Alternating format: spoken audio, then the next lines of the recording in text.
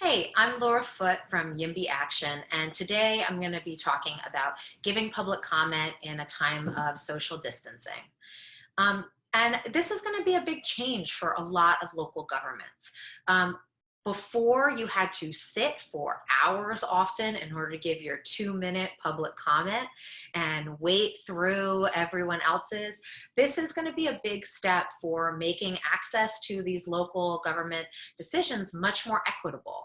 And there's some real benefits to that. You are not going to have to just sit there and wait for hours on end. You might be able to, for instance, sit on the YIMBY Action Slack and wait for somebody to send out an action alert and be able to tune in quickly and give your public comment. So hopefully this will make things a little bit more equitable, a little bit easier to get involved in these very undemocratic processes. So there are a few things that aren't going to change. Some core fundamentals of a good public comment are going to remain the same. You're still going to want to be personal. It's very easy for people to dismiss statistics they don't like and get lost in the sort of, when you're talking about building setbacks and objects in general, it's very easy for people to get lost and to not care and not empathize with you. But what you really want to be focusing on is telling a personal story. Why does this matter to you?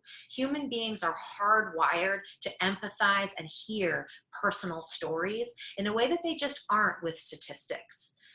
The second big thing you want to focus on is values. That's going to remain the same. What is your core value of why you support this housing proposal? Everyone up on the dais, you're going to want to connect with something that is they already value.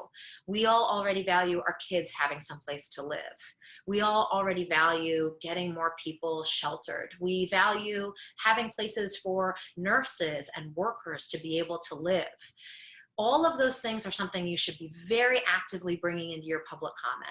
When they're talking about shadows, you want to be talking about human lives and why these things really matter. That will resonate with the audience.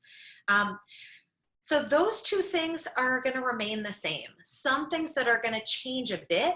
So especially email public comment is going to matter more than ever. And when you're sending in an email, you want to make sure that just like a headline needs to have everything, if they don't read the entire article, you do want the headline to have everything that they need.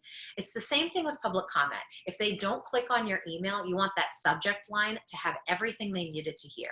So the subject line should say, please support housing at location. And if you can squeeze in, who you are, resident at, whatever, that would be very helpful. Because odds are they're going to be inundated with emails. They're always inundated with emails. And so this is something you can bring into public comment when and if we go back to having these in-person meetings. That subject line needs to carry a lot of weight. The second thing is be short. So most public comments in the on era are going even shorter than the in-person. I've been to public comments where everyone got 5 minutes. Oh my God, it was miserable. But we're probably going to see more and more local governments going to something like 1 minute. So you're going to want to be more efficient with your time than ever before. And you're going to want to make sure that at the beginning and even at the end, additionally, you say exactly what you're there to support and make it as short as possible. Again, getting that headline mentality. I'm Amy and I'm here because this is really important, blah, blah, right? But you want to make sure that that exact specificity of what you're there for doesn't get lost in the rest of your comments. The next thing is to make sure that you are not getting too angry. I think especially when we're going to have people be less able to see your face, it's always not a good move to be too angry when you think that there's an opportunity to really move hearts and minds. If people up at the dais, they don't like to feel like they're being screamed at or lectured. It's much better to appeal to the angels of their better nature than to condemn them. There are times when it might feel important to you if you know that they're going to make a bad choice and you want to make a statement that's more to the third party audience than to the people up on the dais. But it is, anger is powerful and should be used really, really sparingly. It is very hard to hear and empathize with someone who's speaking when they come from a place of anger. And so really think twice about whether that's right for this moment, and especially since nerves are frayed right now.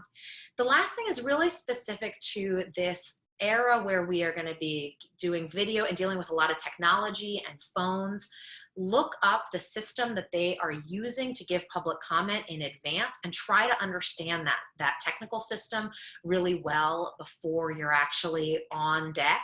A lot of public comment is moving to kind of somewhat elaborate phone systems where you have to dial in numbers and pre-record a little bit. You want to make sure, for instance, that the sound all around you is off when you actually are going on, and make sure that you've thought through those technical barriers before it's actually time for you to go on, because no one wants to listen to somebody like fuss around with a video. And there are things like, try to like make sure your background is like, okay, oh, look, you can see that we've been ordering food. Those are kinds of things that with a little bit of careful blocking, no one needed to know that. But you maybe want to think about your background and make sure that, your partner doesn't come in unannounced while you're trying to give your public comment.